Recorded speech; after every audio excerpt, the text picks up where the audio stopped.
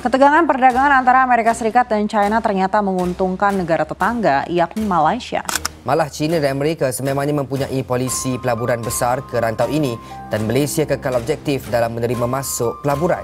Sedangkan Indonesia tuh sempat ditawarin di zamannya Pak Soeharto, tapi ditolak karena waktu itu negara kita tuh lebih fokus ke industri yang padat karya. Bahwa Indonesia tahun 1985 pernah mengekspor semikonduktor senilai 135 juta US dollar. Namun investor dari Amerika Serikat waktu itu memilih pindah ke Malaysia sehingga saat ini dalam hal manufaktur semikonduktor, Indonesia kalah dengan Malaysia. Sayang ya, padahal menurut gua harusnya Indonesia sih yang bisa menang. But guess who is winning this chip war? Not America, not China, Vietnam, Thailand or India.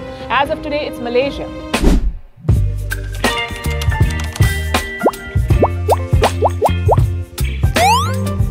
Hai, saya Ria Oktorina. Di video kali ini, kita akan membahas tentang keputusan perusahaan-perusahaan chip Tiongkok yang memilih Malaysia, bukan Indonesia, sebagai lokasi untuk perakitan chip canggih mereka. Ini adalah topik yang menarik dan kompleks, karena menyentuh banyak aspek mulai dari geopolitik, hubungan ekonomi, hingga kemajuan teknologi. Saya ingin mengajak Anda untuk melihat hal ini sebagai sebuah pembelajaran, bukan sebagai bahan perdebatan, dan sebagai inspirasi untuk memperkuat posisi negara kita dalam rantai pasokan teknologi global.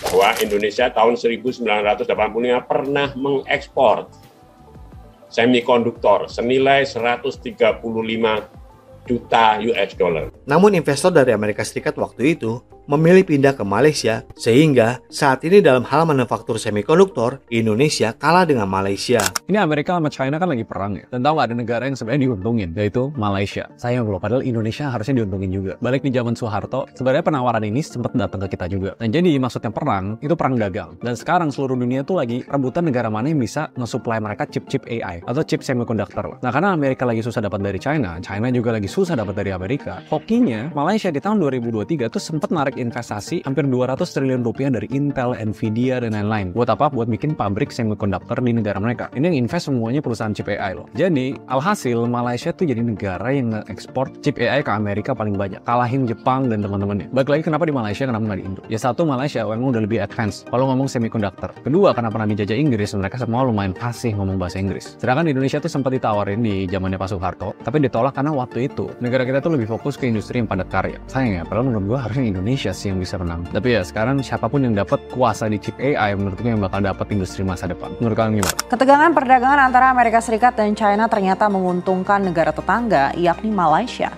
Pasalnya sejumlah perusahaan asing kini berupaya memindahkan fasilitas manufaktur mereka keluar dari Tiongkok. Seperti yang diketahui, strategi ini dikenal sebagai China Plus One, sebuah strategi bisnis untuk menghindari investasi hanya di Tiongkok dan melakukan diversifikasi bisnis ke negara lain. Malaysia mendapat banyak keuntungan, terutama terkait industri semikonduktor, di mana negeri itu menjadi eksportir terbesar ke-6 di dunia. Malaysia kini mengalami peningkatan yang stabil dalam investasi asing langsung atau FDI di sektor teknologi sejak tahun 2021. Sebelumnya, Perdana Menteri Malaysia Anwar Ibrahim memang kerap melakukan perjalanan ke luar negeri untuk merayu investasi teknologi tinggi dan memberikan undangan terbuka kepada perusahaan-perusahaan di seluruh Eropa untuk berinvestasi di Malaysia. Keputusan China memberikan komitmen pelaburan besar kepada Malaysia tidak akan menjejaskan hubungan baik Malaysia dan Amerika Syarikat di sebalik ketegangan hubungan dua negara dalam memperluaskan pengaruh di rantau ini. Menteri Perdagangan Antarabangsa dan Industri Tengku Datuk Seri Zafrul Abdul Aziz berkata, malah China dan Amerika sememangnya mempunyai polisi pelaburan besar ke rantau ini dan Malaysia kekal objektif dalam menerima masuk pelaburan. But guess who is winning this chip war? Not America, not China, Vietnam, Thailand or India. As of today, it's Malaysia. An old player in the chip-making game, though not talked about so much. Malaysia is fast becoming a favored destination for chip manufacturing. Companies are pouring in billions of dollars. Intel, for instance, is planning to invest $7 billion in Malaysia. German chip maker Infineon is bringing in another 7. Nvidia, the company at the forefront of artificial intelligence chips, will spend $4.3 billion in Malaysia. There are other firms as well. Austria's AT&S, Texas Instruments, Ericsson, Germany's Bosch, America's Lam Research. All these firms are investing in Malaysia. They're pouring money into 3 regions in particular. Penang, known on the tourist circuit for its beaches, and the nearby states of Kedah and Perak. Now, these areas are drawing in the who's who of chip makers. The obvious question, I guess, is why? Why has Malaysia become the go-to destination for semiconductor investment? Well, because it has a head start. The chip war may be making waves now, but Malaysia has been a chip-making hub for more than half a century. Dalam beberapa tahun terakhir, hubungan Tiongkok dan Amerika Serikat semakin tegang, khususnya di bidang teknologi semikonduktor.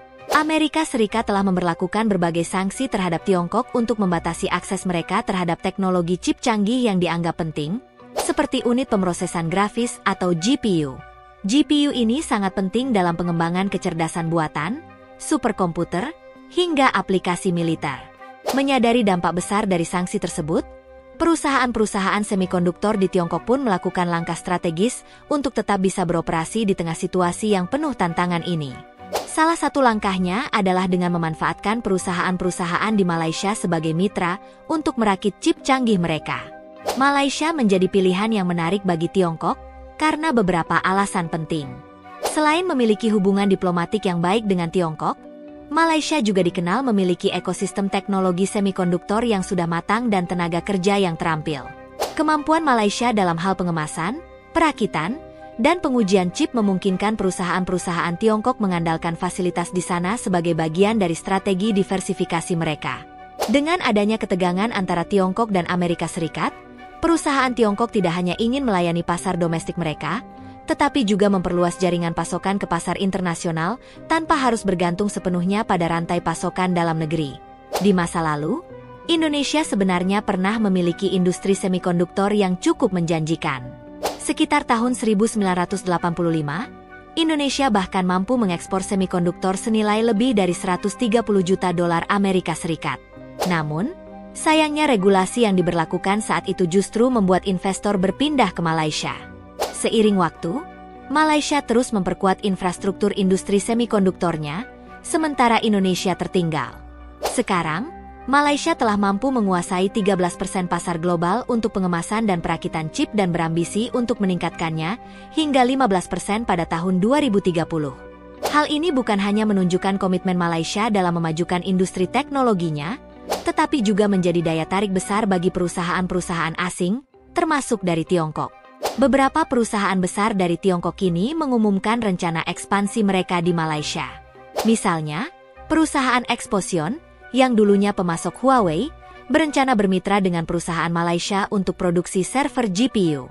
Perusahaan lain, Tongfu Microelectronic, juga tengah memperluas fasilitas mereka di Malaysia dan bekerja sama dengan pembuat chip besar Amerika Serikat, AMD.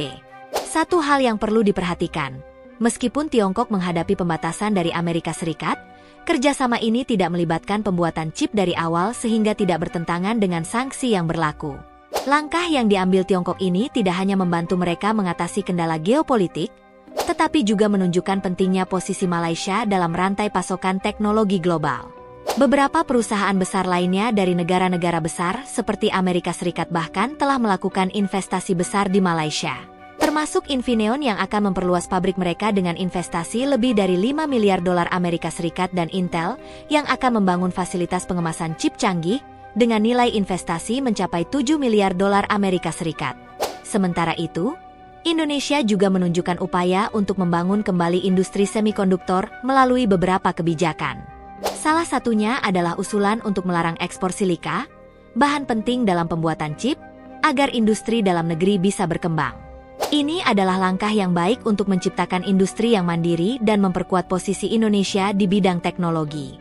Namun, untuk mencapai tahap seperti yang telah dicapai Malaysia, perlu adanya komitmen jangka panjang, investasi berkelanjutan, dan regulasi yang mendukung serta memudahkan investor untuk menanamkan modal di Indonesia. Melalui video ini, saya ingin mengajak kita semua untuk melihat perkembangan ini sebagai inspirasi. Kita bisa belajar dari langkah strategis negara tetangga tanpa perlu berdebat siapa yang lebih unggul. Dengan memahami kekuatan dan kekurangan kita, Indonesia bisa mengambil langkah konkret untuk mengembangkan industri teknologinya sendiri. Dengan komitmen yang kuat dan upaya yang berkelanjutan, bukan tidak mungkin suatu hari nanti Indonesia juga akan menjadi pusat industri semikonduktor yang besar dan diakui dunia. Mari jadikan hal ini sebagai pelajaran dan motivasi untuk lebih maju. Terima kasih sudah menonton. Jangan lupa untuk like, share, dan subscribe agar kita bisa terus berbagi insight yang bermanfaat di channel ini. Sampai jumpa di video berikutnya. Baby, you give me ice and fire. You're giving me wind and rain. You're some kind of butterfly. Baby, you give me midnight. You whip up my appetite. Don't leave me here high and dry.